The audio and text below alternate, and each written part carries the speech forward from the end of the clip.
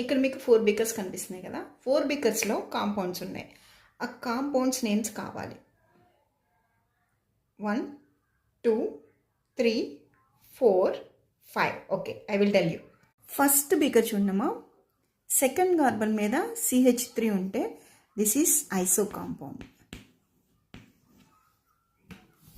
Next second beaker చూడండి, terminal carbon దగ్గర 4 other carbon ఆటమ్స్తో అటాచ్ అయింది అనుకోండి, this is neo group. This is neo. Terminal carbon, it is attached to 4 other carbon atoms. Next, third beaker,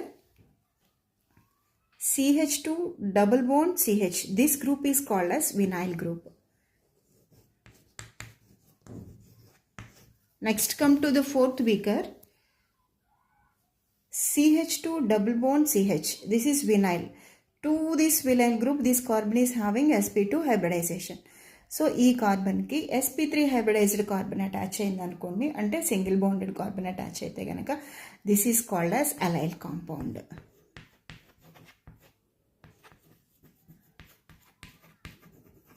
this is stable one.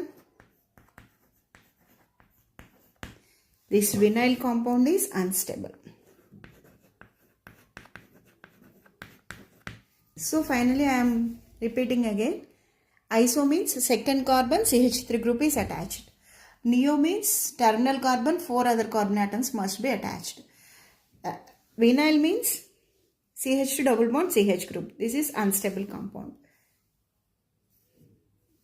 Next, allyl means 2 CH2 double bond CH2 group is attached, then it is allyl compound.